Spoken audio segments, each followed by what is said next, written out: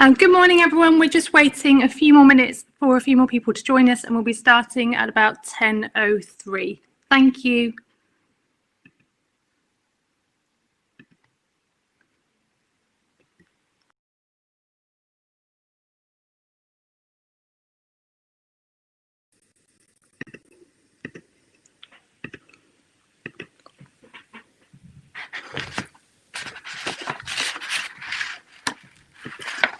Good morning, everyone, and welcome to the first of what we hope will be a series of Armstrong Bell webinars. My name is Hannah Haffield, and I'll be facilitating today's discussion on the new normal and connected workspaces and what that means for businesses as lockdown measures continue to ease.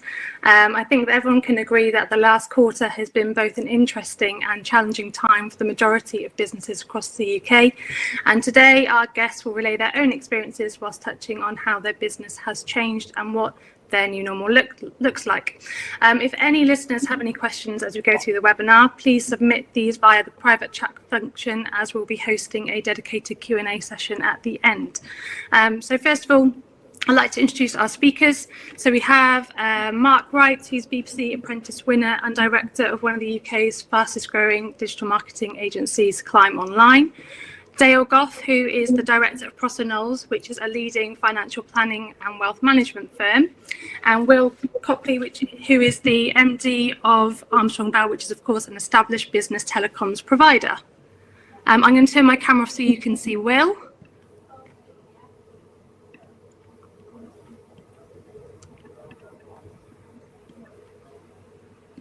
Hopefully. So, well, thank you very much, everybody, for coming. Hannah, I think you're going to kick us off. I am indeed.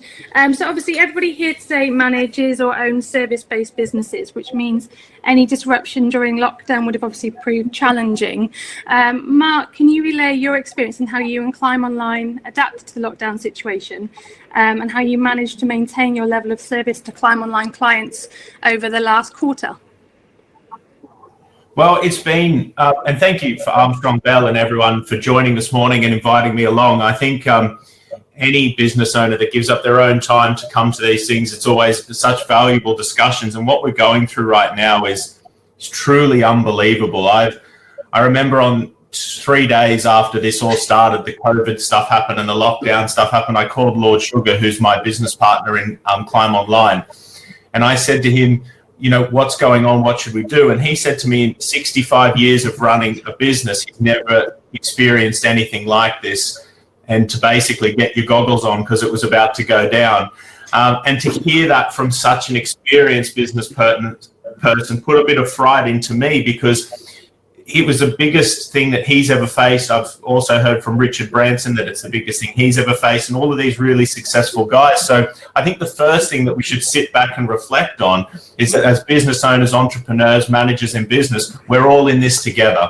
We're all going through this for the first time, and we're all kind of making it up as we go along. And all of these so-called experts that can tell you how to do it, they're kind of making it up as well.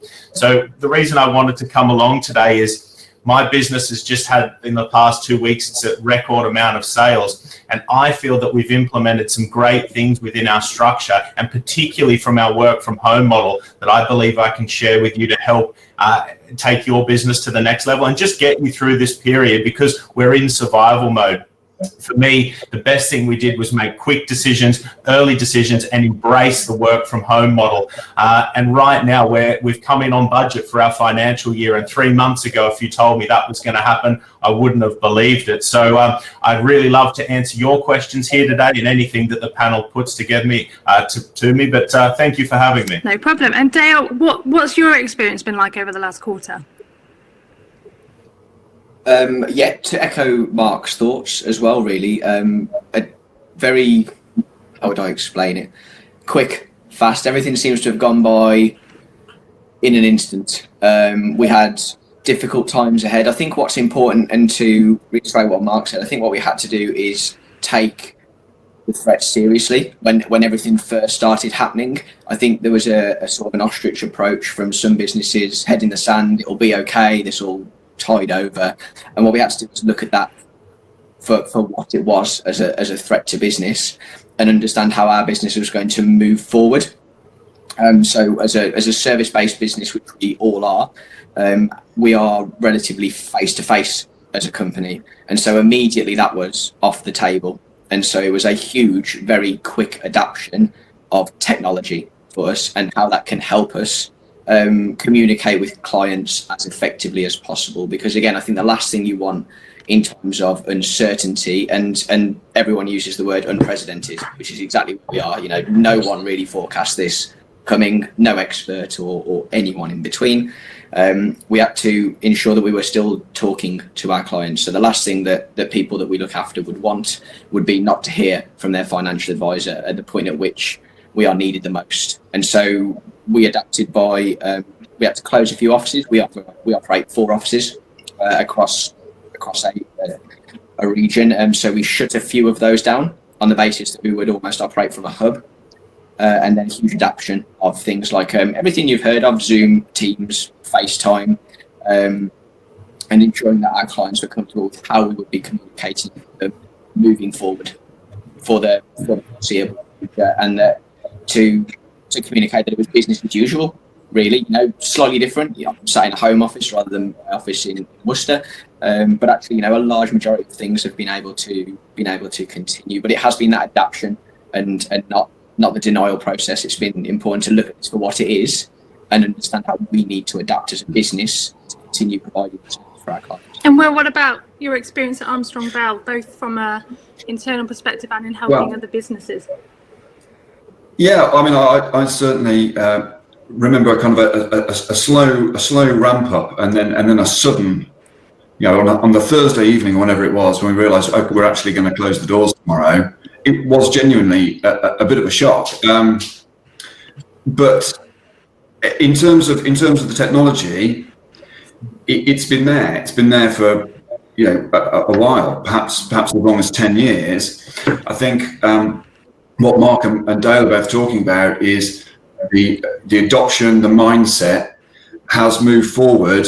I'd say I've been saying 3 to 5 years, but actually I think maybe it's kicked us down the road 5+ years in terms of adoption, understanding what's possible, understanding how we can interact and collaborate. If you think about the people now who think nothing of saying they're doing a video conference or you know, sharing a whiteboard, whatever it is, the change in their mindset has been huge, and it's taken this event to really show us what's possible. You know, we spent the first 3 or 4 weeks working very hard to help people move out of their offices, you know, into home or remote environments, and now we're helping them move back. And of course, we're focused on what our message is to businesses moving forward. But you know, the message is that the technology's there. It's the people and the mindset that has had a shock, I think. Yeah, I think it's certainly been interesting times. Obviously, last week Boris Johnson announced that for people to live life more normally and to go back to the office, obviously, if you want to, and if that's part of your business model. So, Mark, are you all back in the office now? Are you all planning to go back into the office, or are you dividing how people spend their time from work or from home? Well, I think we need to step back and understand what is the most important thing here.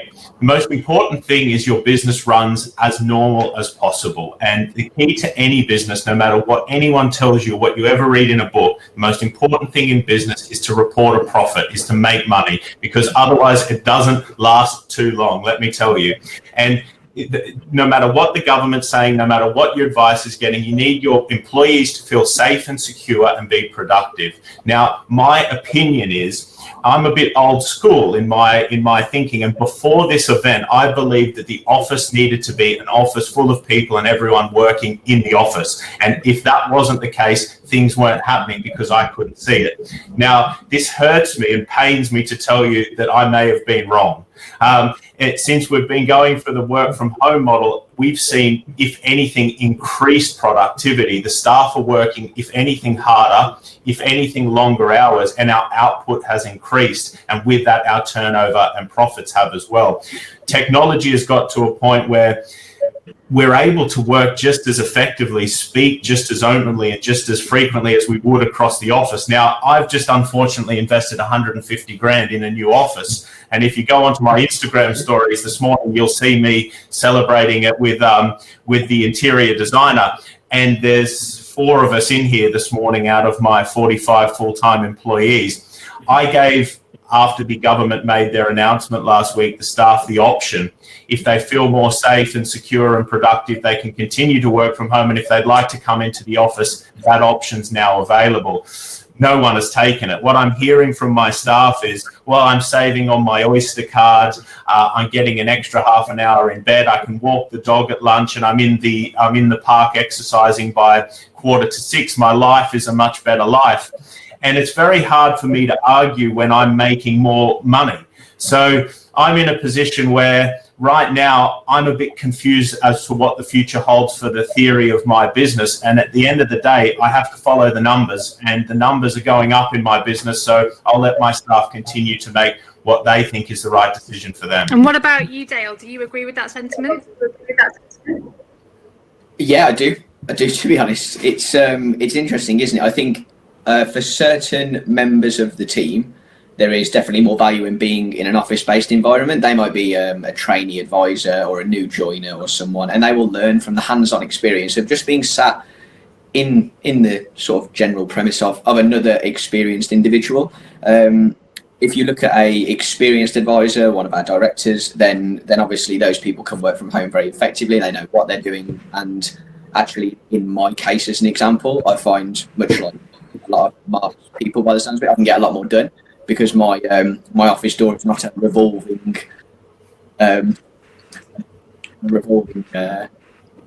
problem place. It's not people walking in consistently with "can I, do you think," so on and so forth. And what happens now is we're finding is that those people who look to talk to anyway are looking into matters before they come to us, and so that sort of learned helplessness has disappeared a lot.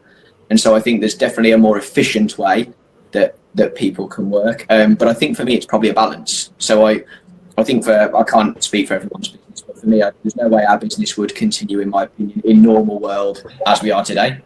And I think a lot of our clients, whilst they are happy to Zoom, Teams, etc., I know in fact some of them are chomping at the bit to come and visit us in the office again. Catch up face to face, white of eyes, etc. As long as it's safe to do so, and that they feel comfortable in that instance. And so, yeah, we've definitely noticed change. I agree. There's definitely more work-life balance. I've experienced that I've got a young family. I see more of them now because I'm not out of the door before they wake up and home by the time they're asleep. And so, I get the work-life balance, but it is that sort of needs a mix. And I think it's projected us forward. I totally agree.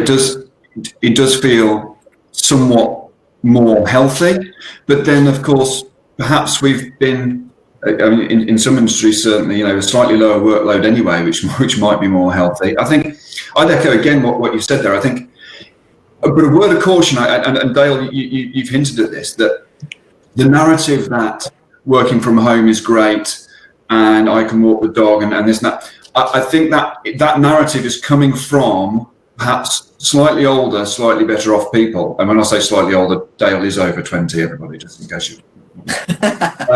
But I think, if you've got a house with a spare room in and, your partner's looking after the kids, then that's great. I'm slightly concerned about younger people who traditionally would have moved out of home to a town or a city precisely to escape the being defined by their domestic environment and the house they grew up in. And actually sometimes the kitchen table isn't a viable alternative. So I'd echo what Mark said. I think our job, wherever we are, whether it's at home or remote or in an office, is to provide that safe, inclusive and collaborative environment where people want to come because they know they're going to achieve great things there. And I think businesses that understand that are going to attract the best talent and have the best results. So as you're saying, for you, Mark, it's working. And for you, Dale, it's worked. But how are we going to engage with 19, 21, 25-year-olds who need to get out of home and define who they are in the world, with work being a big part of that. So I think it's about, and this is perhaps something I'll repeat, it's about choices, having, understanding what your choices are, and having the tools to choose between them, right? What your options are. Yeah, I was left in a really difficult position where if your staff feel like you're holding their feet to the flame, so to speak, and forcing them to come in when they don't feel safe to do so, this has put us business owners in a very strange position, because they're watching the staff are watching all of the same news we're watching, reading all the headlines we're reading, and some of them are scared to death. And if I turn around and say to them, on Monday morning, you have to be here, now that could either mean they're less productive for me, they don't feel safe when they're coming in on the tube or sitting in the office, they're worried about the person next to them, and they're not producing. Also, they might go and find a job where they're allowed to work at home. So my job as a business owner has really been to listen, and to, even though to kind of overwrite my undertone of, work, and think what's best for the company long term, and what's best is if my people feel safe, they're also productive at home. And that's meant an adoption of technology, really learning quickly how to get the phones working at home, how to get Zoom up and running company-wide, and also how we can track productivity through Office 365 and all the tools that Armstrong Bell provide. How do we know that we're getting the best of our people from home? And when you master that, it doesn't matter where they work from. Can I briefly interject? So in the chat function, somebody said that Edna said flexibility and balance seems to be the answer, which obviously probably reflects what you guys are talking about. Do you think that could be described as the new normal, and whatever that means? Will, coming to you. Well, look, I think we are all moving forward going to understand better what our options are. So, it's no longer going to, I think it's not going to be possible anymore to say you can't work from home because you're not going to be productive. That's a conversation we can't have. It's not going to be possible to say, I need you in the room for this meeting, because we know there's been a period of 3, 4, 5, 6 months where we have managed not to do that. So completely, you've got to understand people's fears, their aspirations. This was always our job as business owners, to look after our people, and finding our way through to what the new normal is. Unfortunately, rests with us. We're not going to find the answer in the newspapers or coming from the government. So it's our job to work this out. And the tools are there. The tools are there. What do you think, Mark? Well, I mean, it's a really difficult position for business owners to be in, and our job is to kind of feel it by feeling, like really just feel our way through it. Now, you're going to have two types of employees. You're going to have the employee that you could never look at in a million years. They're going to be productive, they're going to work hard, and then you're going to have, and there's no other way to describe this, the piss takers that are going to say to you, right, don't feel safe coming into the office, and they're sat at home, the washing machine's going, Sky Sports is on, they're not being productive. Now, our job is through technology to be able to monitor and make sure we can re-guide those people, whether that's through tracking technology that's available through Microsoft 365, whether that's through their manager, through more enhanced one-to-ones or timesheet data. But your job and our job as business owners is to create infrastructure which keeps the whole ship moving forward, not just the good people moving forward. And that's where the challenges are going to be from work from home. And I've said to my people, quite frankly, really, if you work hard, this won't change. The options will stay with you. If I find you taking the mick and the numbers start going the other way, work from home starts becoming work from the office. Now, when you give that power to the people, let me tell you, I'm not having any problems with productivity right now. It's an interesting one, isn't it? I think what it mostly boils down to as well is how much you trust the guys around you. And And I think there's a balance there, isn't there? Because I think what you wouldn't want to try and do is rein in someone who's already got that about them. So I think that the danger is if you've got someone, you know, got a high achieving salesman or someone in your organisation that says to you that you know is out there doing what they have to, the numbers are good anyway, but you could put some technology on their computer and it says they're not working as much as the next person. You might just find that they either work late at night or a different way, or, you know, or do things differently. Yeah. You know, you've got to, not everyone works the same, do they? And so you need to find that balance. But I think if we, as Mark's rightly said, if you start saying to people that you're coming into the office, A, they won't feel safe and they won't be productive in the office in the first place. And B, you could knock someone's nose out of joint who was actually farming your business at home. I think that's really interesting, because we find two things, particularly when we deal with contact centres. We find that team policing is the most effective thing. You know, if the team thinks somebody isn't pulling their weight, they will certainly let you and that person know. But it actually cuts both ways, because sometimes that doesn't work. And when you actually look at the stats, you find that the person who is under pressure from the team actually is being perhaps more productive than them, and that's the thing they don't like. So you have to be quite careful, and it's all about having the tools. And we've talked about it again. You can't manage what you can't measure. You need to manage the productivity. But you also need to understand the people. And I think there's just another note of caution on this, because it does cut both ways. You're saying we want to allow people to be just as productive at home, but I think we need to also be sensitive to the people who, for some reason, cannot be as productive as home. You know, mums, you know, with kids at home, they need to come to an office perhaps, or people without, you know, the facilities at home. So we need to support those people as well. And so it isn't all just one way I can close the office and save my rent. It's more complex, I think. Yeah, I don't think offices will disappear. And all of these businesses have made two fundamental mistakes, in my opinion. I might be wrong, but let's see. They've over furloughed. So many businesses have over furloughed employees, and now you're ringing them and the waiting queue is 3 hours, or you're emailing them and you're getting out of offices from everyone in a team that you need something from. And as a supplier or as a customer, it's not a good feeling. Over furloughing's been a big problem. People reacted too heavily. Secondly, they've got rid of their office. I don't believe, and this might be an unpopular thing, but I don't believe a company can run fully sustained from home unless it's a very small company.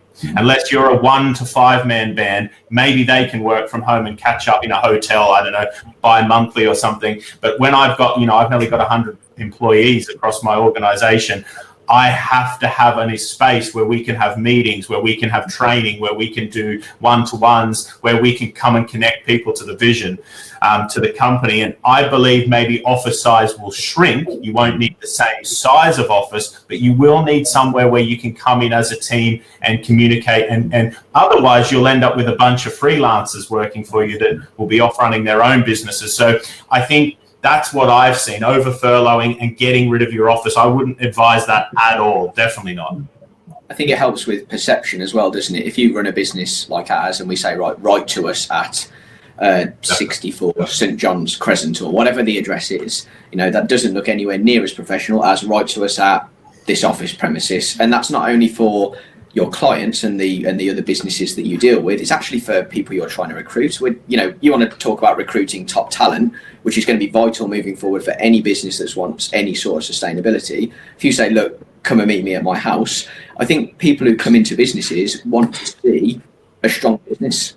Yeah. And so I think good set premises, slick, but a good premises says a lot about your company. I think right. I think a lot of people, they want to get up and get dressed and go to work. It's part of what defines them, right? You can't just take that away from people. And if we try, we'll get a kickback, and I think we'll lose talent. I mean, I think in the depths of lockdown, when it was a good time in a way, because I was able to focus on strategy and what the business was going to do next. But it was so frustrating because I wanted to get key people in the room and thrash it out, you know. And I was so keen to have that meeting. And I think really even now we haven't quite been able to have, you know, an afternoon in a meeting room thrashing things out. And it's not, we're talking about office space, it's actually other spaces as well. We also haven't been able to go for lunch and do those important, go for a drink and those other interactions. That's all part of having a functional team. So, it isn't here anyway.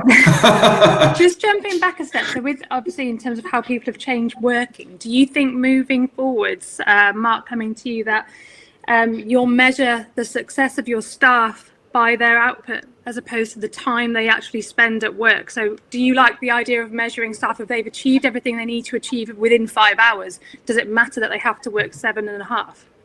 Yeah, you're quite right. Measuring employees on hours is very barbaric. That came from the Industrial Revolution, where we were building things, where things were coming off a production line. You would start at this time, you would finish at that time, because that meant you could do a certain amount of physical work, physical labor. And we've kept that model throughout business history. Now, a lot of businesses, particularly in the UK, it's a service-based economy. What do I mean by that? We don't really need to start at 8 o'clock or finish at 5 o'clock. We have technology that enables us to work from anywhere in the world. You can be just as productive sitting on a sun lounger in Spain next to a pool and produce the same work and the same output that you do sitting in an office in St. Paul's. Now, that's not to say that you should do one thing or the other. That just means that it's about the work that you produce, the quality and the quantity, not if you work from 8 to 5. So do I look at the hours my staff work? Not really. I look at their billable hours, what they've produced for our customers and what they've produced out, and that's all that I really care. If their team is productive, we're not attracting complaints, they're making money, for me that's their job. Not to turn up from point A to point B, because they could also produce nothing in that time and I'm the worse off. I always think, before I make a decision, what do I want out of this? And the goal is for me to have a great reputable business that makes money. And if the answer is that's what's being produced, I shouldn't really have a problem what time they come in, what really they're wearing, or where they're producing the results from. As long as I've given them the tools, the training and the know-how to do it, and they're excelling and learning as individuals, we're ticking all the right boxes. Dale, what do you think? I agree. I really do. I think it's hard, isn't it? I think you're so set in this, your salary will be X, and here is a matrix of bonus schedule, and I think that can get sort of lost sometimes. And if you're not seeing value as an employer, occasionally you will look at just how many hours they're putting in general. I think you only start having those conversations though if the output isn't good enough in the first place. So I think there's a balance, but I would emphasise to any of our guys and girls who operate within our business that I would expect and hope that the quality speaks for itself. If you take myself as an example, I am notorious for taking longer at certain jobs because I'm not as good at them. I'm just not as fast. Whereas some of our other guys and girls in the office will smash those jobs out in half the time, both to the same quality. And so as long as the quality is high, I'm less interested in the amount of time it's taken. I think it's just really important that our reputation is for good quality. And if you're a client, as long as the quality is good enough, you don't really care about how long it's taken to an extent. As long as you're not taking the mick. Will, I think you're on mute. Oh. Good that we've identified the you're on challenge, and I'm so glad it was me. I think we're talking about the knowledge economy. We're talking about people whose ideas are their value, and we talked about walking the dog. I don't have a dog, but certainly my best ideas don't come to me when I'm sat at the desk. Right, my best ideas come when I am walking around, or perhaps watching a film, and I'll have an idea, and that's frankly what I get paid for. And the worst environment in the world probably is sat at my desk in front of the screen to have those ideas. But productivity does come into it. Absolutely, we're talking about not the hours, but if I slightly swing it back to technology, because that's where I am, productivity is how quickly and effectively you can share those ideas. So tools, we all know about telephone tennis. I try to call you, I get your voicemail. You try to call me, I get your voicemail. Everybody hates voicemail. Emails, a useful tool, but a pretty terrible tool for quick communication. So it will be interesting. We've got a productivity problem in the UK, we're told. I wonder if the adoption of some of these new tools might have an impact on that productivity. I mean, it'd be hard to measure, I guess. But knowing when people are available, being able to quickly interact with them, quickly share ideas, in the economy that we're talking about, ought to be beneficial. Definitely. So in terms of obviously technology, because I think there's a lot of stats around the fact that businesses have advanced their technology and digital strategy within 5 years, within the space of 6 weeks or something like that, as a result of COVID-19.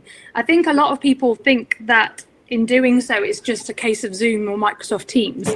Will, what would you say in terms of what an actual digital strategy or increasing technology looks like that enables people to collaborate effectively from different working environments?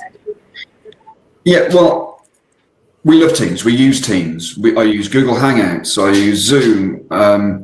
I use all kinds of collaboration tools, and some of them are good for specific operations, functions.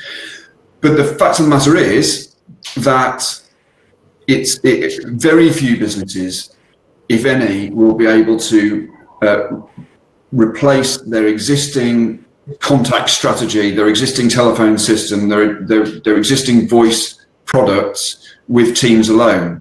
It's just not there at the moment. And so, we tend to find in telecoms that actually the products people land on aren't necessarily at the bleeding edge, for the simple reason that they need to be 100% reliable is the only figure that matters in telecoms.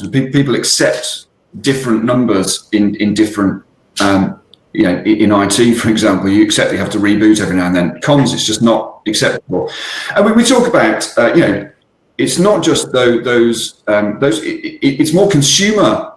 These days, the technology tends to be led by consumers as well. So WhatsApp, for example, Facebook, But the fact of the matter is that if you want to adopt what we call unified communication strategy, it won't be any of those off-the-shelf products.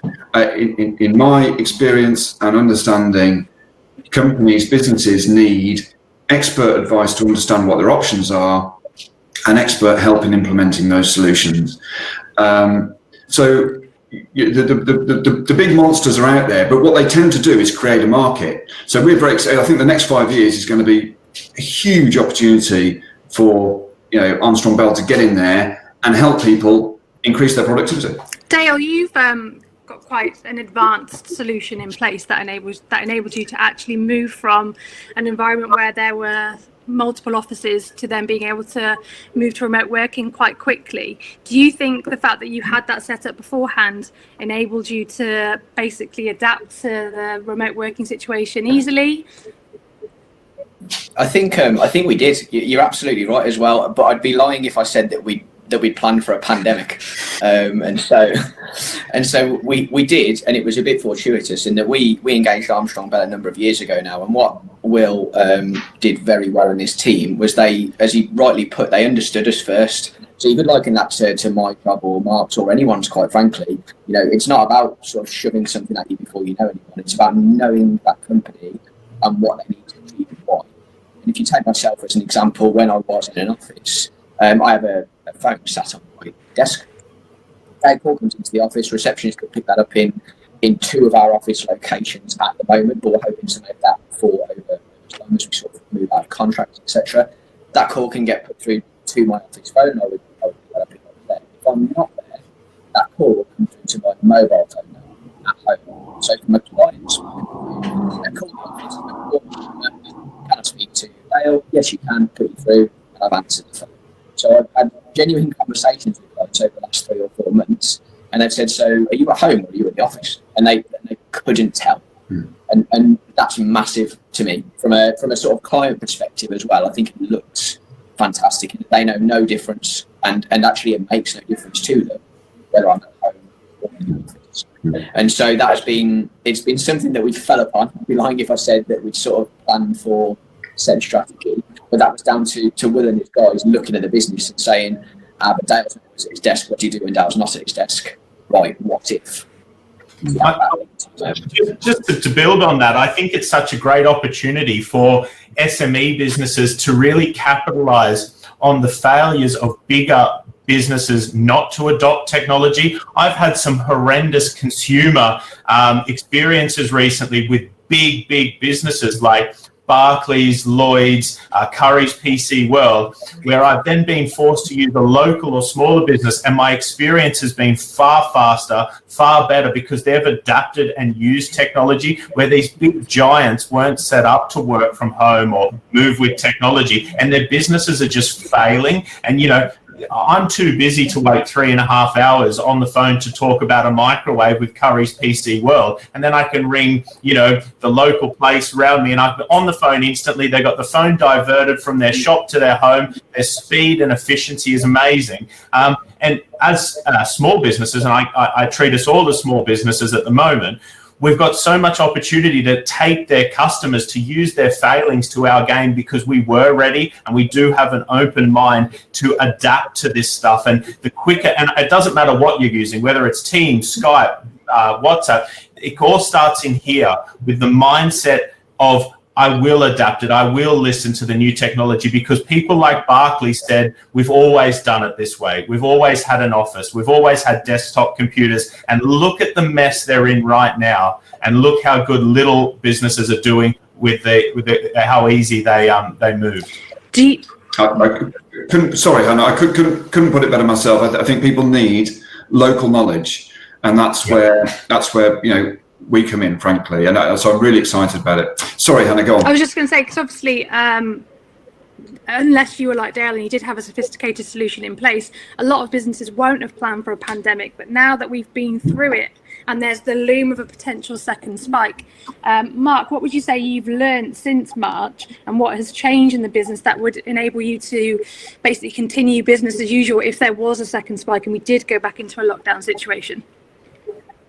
I've learned so much. In the last 4 or 5 months of my career, I've learned more than all of my 10 years in business. That's a fact. The last 5 months has been a very quick learning curve. What I have learned is, if your business has survived this, nothing can stop you. That's point number one. If you've managed to scale up and down during this pandemic and survive, nothing will take your business down. You must have an amazing business, an amazing product, an amazing team. So that's one thing you should take from it. Am I worried about a second wave? Absolutely not. I'm not even worried about the thing. Listen, the thing with the health side of this and people dying and being unwell is terrible, and I completely understand that. But from a business side, I'm completely set up. It doesn't matter what happens in terms of shutting down the office at home. My business is pretty bulletproof now, because we've been through this once. And actually, there's been so many positives that have come from us. We're set up to work from anywhere. We can work proactively and productively. And actually, nothing now. I feel more secure sat here today in my business than ever in my career, and we've just been through the worst experience ever. And sometimes, you know, they say the worst experience leads to the greatest results, and it's so true, because I've learned so much about me as a business person, but what is capable of my company, and I'm so proud of my team and the infrastructure we've now got in place. So I'm very optimistic for the future, actually. And Dale, what do you think in terms of what have you learned through this period, and are you concerned about a second spike? So I think what we have learned across the board is that people are more susceptible to change than we give them credit for. I include myself, our business, our clients, the companies that we deal with, our regulator. You know, I have heard for the last 5 years we cannot do digital signatures, we will not meet online. And then all of a sudden, when the issue is forced, lo and behold, you know, the world opens up to a new line of business. So I think I've learned to force issues more if I think it's more efficient for those companies. As an example, historically, I would have taken the answer of, we can't do that because, and I'd have listened to it. Whereas now I think if you think it should be possible, we should try and make that happen. And to also give our clients a bit of credit, I did a Zoom meeting with a 92-year-old lady a few weeks ago, and she was better at it than I was. So I think, again, you know, give people credit, and they will, and a sort of and an opportunity, and they will move with those times. Am I concerned about a second spike from a business point of view? Not overly, only that it might slow us down in getting back to the norm. I am sort of keen to get back to the norm eventually in time, albeit that sort of new fundamental how we will work moving forward. From a business point of view, no. From people's health point of view, and so on and so forth, I think I am, yes. And the only other thing I would say is that from, I deal with sort of economics on a day-to-day basis and markets and what happens to businesses, but I also listen to what the mainstream media say about what is going on, and because of how that is generally reported, it is predominantly negative, and what you miss out on is a lot of the positives that happen in the background. And so we have seen horrifically negative markets and big falls in stock prices, but we've also seen some of the best market rallies since 2008. Now, those market rallies aren't reported because it doesn't make you watch the news. And I think my worry about a second spike is it might not be a spike, it might be but it will be over-reported. And so I think there's just a bit of scaremongering that goes on. There's a very real threat. We need to be aware of that in the numbers. But I think there's that sort of reality that at times, if you are just watching the news, you are arguably maybe a little bit misinformed. And that's probably a bigger concern for me than a second spike, to be honest. And Will, what about you? I'll just say, finally, really, that our customers that have managed this time round with legacy, old kit, old solutions, I think now will be thinking how do we move to the new technologies, and our message, that we're shouting about as loudly as we can, is that we can provide the simple, fast, and flexible solutions that enable you to make the choices and deal with the challenges as they come along. So I see the next 5 years as incredibly interesting and exciting times. Whether it's all positive is a different question. There are challenges, but we're problem solvers. We're here to help people, and I think that there are plenty of things out there that we can help with. Can I be indulged on one point? Can I just say that one of the biggest learnings I've had in the last 5 months is that the biggest mistake in business is to do nothing. The businesses that sat back at the start of this and just was going to see how the land laid, they just shut their doors and they sat back. They didn't set up to work from home. They didn't adjust their website to sell their products and continue to trade. They just sat back and did nothing. And they're the businesses that are now filing for bankruptcy or liquidation at Companies House. Our job as business owners, as entrepreneurs, is to always play the field that's in front of us. And we might not like the pieces that we've been dealt, or we might not like what's in front of us, but our game is to play it. And you have to take your way each day forward and adjust with the technology, with your employees, your product, and keep adjusting to the market so you can continue to trade. When you stop trading, when you shut down and see what the next week brings or the next couple of weeks brings, that's when you admit defeat and start to die as a business. And just really understanding and committing to yourself that you're willing to do whatever it takes to adjust and continue to push forward as a business owner, they're the ones that are really killing it right now. I see two types of customers that I work with, ones that are dying right now and ones that are selling and becoming better than they've ever been before. And in the last not depression, in the last economic downturn, we saw businesses like Instagram, like Groupon, and all of these companies come out of nowhere because people use this to come up with good ideas, to come up with new products and excel. So I think it all comes back down to us as owners to take responsibility for what we're going to produce, because I think in the next 6 months will determine your success as a business, because there's going to be so much opportunity. Definitely. We've got quite a few questions in the chat box, so I just wanted to get through a few of those before we finish today. So first of all, there's a question to Will. We have a team of people working from home and options to come into the office. From time to time, home workers have broadband issues due to the fact Vocal Group's a telesales organisation. We need to have clear communications, and in the most part this happens, but sometimes the call quality can reduce when working from home. What solutions are out there for home workers to improve the quality of their own broadband? Well, so this is key. When we talk about simple, fast, and flexible, the fast bit is the connectivity. And when I talk about the technology enabling where we are now, possibly the main contributor to enabling where we are now is fibre broadband. And we absolutely need that extended across the UK. It will enable the digital economy moving forward. What your options are if you've got poor broadband at home, frankly, they're not great, but it's coming. 4G, 5G possibility, line of sight connectivity, but and they're shooting rockets in the sky apparently. When that'll help, I'm not exactly sure. But the fact of the matter is, the game changer is fibre broadband. I've got fibre direct to my house now. Before that, I had to solve a problem by firing my broadband over a field, with using microwaves. But fibre to the house is really where it's at, and the government needs to, if they want to spend some money, that's a good place to start. Thank you, Will. Question for Mark. How are you handling risk assessment for your staff who are working from home? Well, I'm very fortunate where I've grown my company to the size that I have a HR department. We've got a very good HR team who's been able to have Zoom calls and meetings with every employee in their premises, in their home, and just kind of assess via video to make sure that their chair's fine, that they're in a suitable place. It's very challenging, particularly at the start where we had young people that they don't have a spare room, they don't have an office, they're sitting in their bed trying to conduct a day's work, which isn't great. And we've had to work our way around that, whether that's sending out equipment to their house, etc. But that's all been managed through our HR. Now, I can see in your question you've said 150K, and I don't really understand where that number's come from. If you're spending that on a risk assessment, you've got a problem. I might become a risk assessment person and shut down. I think that might have been the number you spent on your office. Sorry. Yeah, I was like, wow, that's a serious risk assessment. No, that's the number you spent at Climb Online. So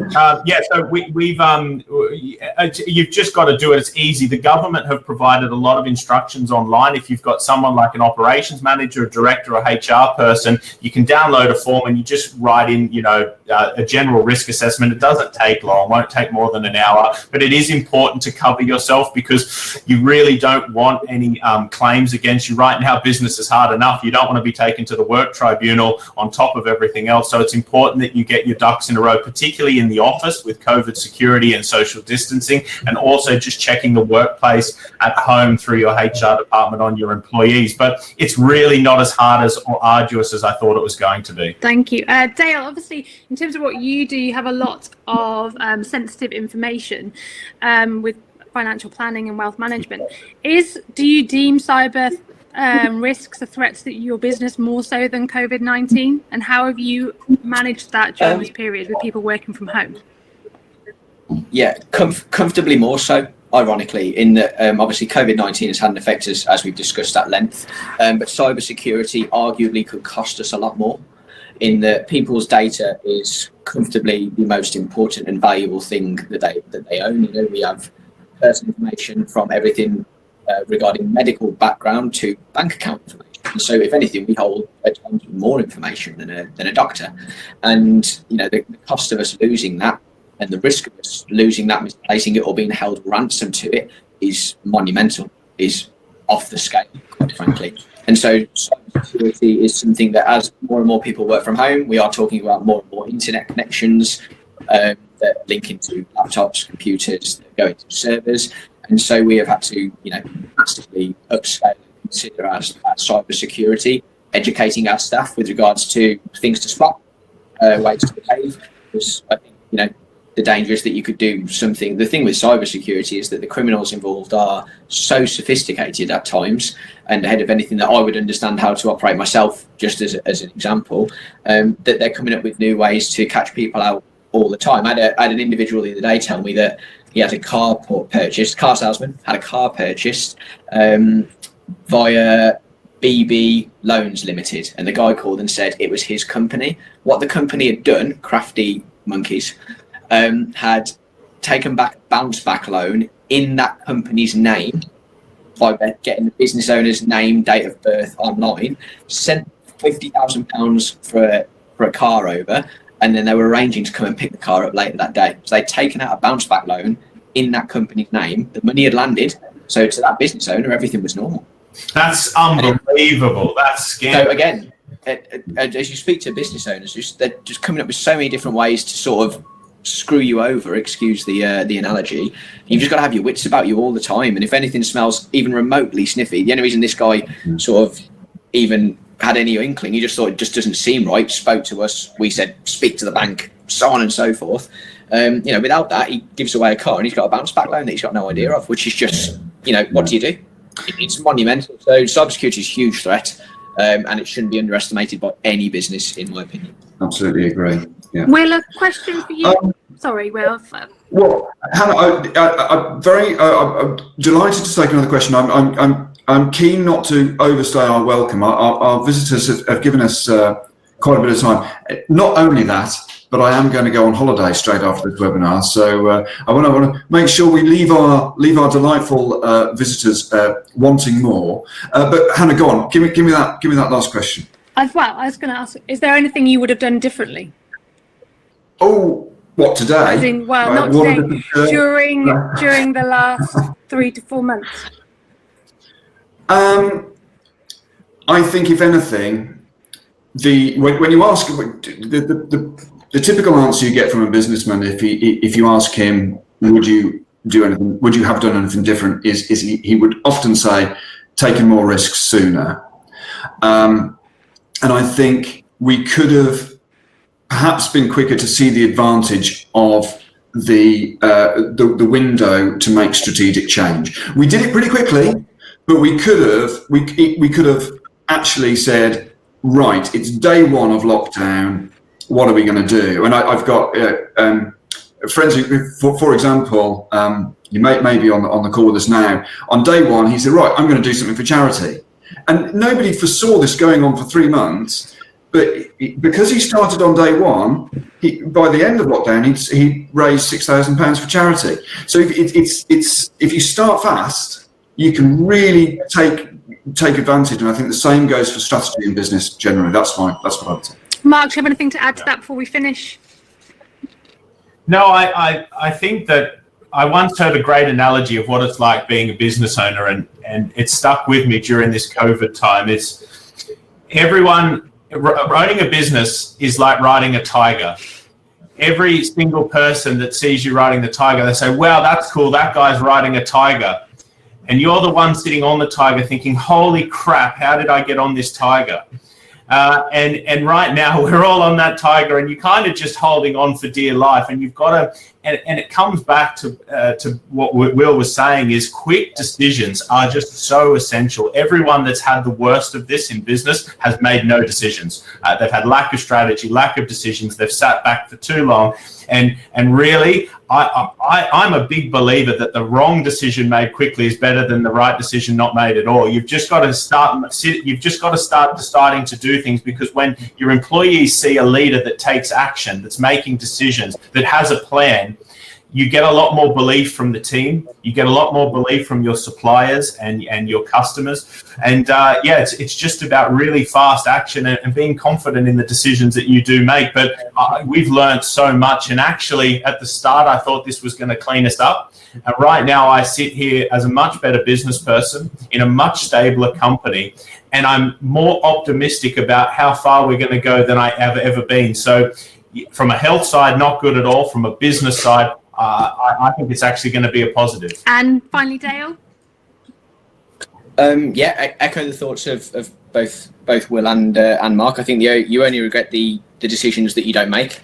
And I sent an email out to trainee advisors only last night, and I closed it with a ship is safest at port, but that's not what ships are made for. And I think that's probably where I would leave it, really. I think you should go out and make mistakes and be prepared to fail and talk to people. Right. Perfect. So thank you very much, everyone, for your time today. In the sidebar, we've just shared a downloadable e-booklet on smart working and connected workspaces, which provide you all with a bit more information about what we discussed today, including a comprehensive checklist about remote working on a permanent basis. If you can't download it, please enter your email address and we'll send it to you directly. Obviously, thank you to Will, Dale and Mark for your time today, and for everyone for listening. And we hope to see you again soon. Thank you very much. Thanks for having me. Cheers. Bye. Thanks, guys. Thank you.